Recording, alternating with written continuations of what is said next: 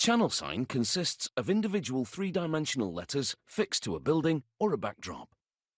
The letters have internal channels, which house either neon or LED lights. So at night, channel letters light up to make a bold statement wherever they are. Some signs can leave you feeling, well, a bit flat, but not channel signs. They really stand out from the crowd. So you could say they are big attention grabbers. And now I've got you looking, let's find out how they're made. The production of channel letters starts with coloured vinyl for tinting the acrylic letters. The lining is peeled off the vinyl, exposing the adhesive backing. Then, using a roller, the vinyl is applied, adhesive side down, to a sheet of clear acrylic. A computerized router then cuts the letters out of the acrylic, working from the side that still has the paper liner on it. The font and the size of the letters have been custom ordered by the client. With the letters cut, the paper backing can be removed, and it's over to a workbench that's covered in cardboard. Nails are hammered around one of the letters to hold it in place. A plastic trim is unrolled and cut to fit around the letter.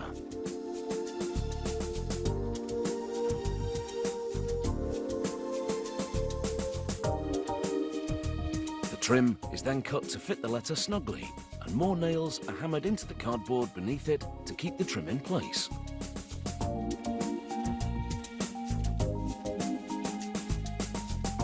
The trim at the corners is notched, so it can be turned neatly. The trim will give the letter a finished look. It will also create a surface for attaching the back letter enclosure known as the letter can. With the trim now flush with the letter and no gaps between them, it's sealed with a high-strength glue. Once it cures, the nails can be removed and it's ready for the can. To make the sides of the letter can, a wide strip of aluminium uncoils into this computerized machine. It bends it to match the face of the letter and snips it at the corners, again for neat turns. It also forms a lip at the bottom to attach this side piece to the back wall. In sign industry lingo, the sides of the channel letters are called the returns. That's because they return the letter face to the back wall. The return also forms the letter enclosure or channel that holds the lighting and directs the illumination.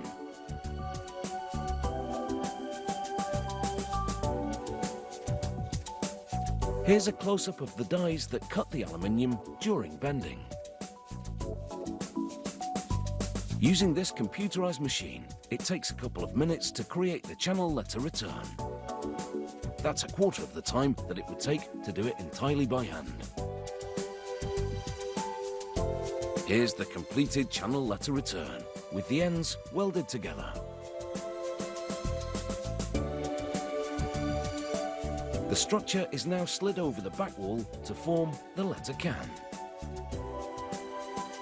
The fit is checked. The back can then be clinched to the return. This completes the channel letter can.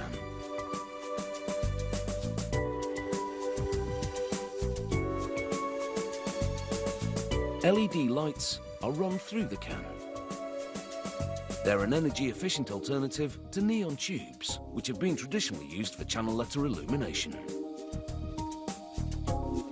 The aluminium is then spray painted to match the colour on the acrylic face.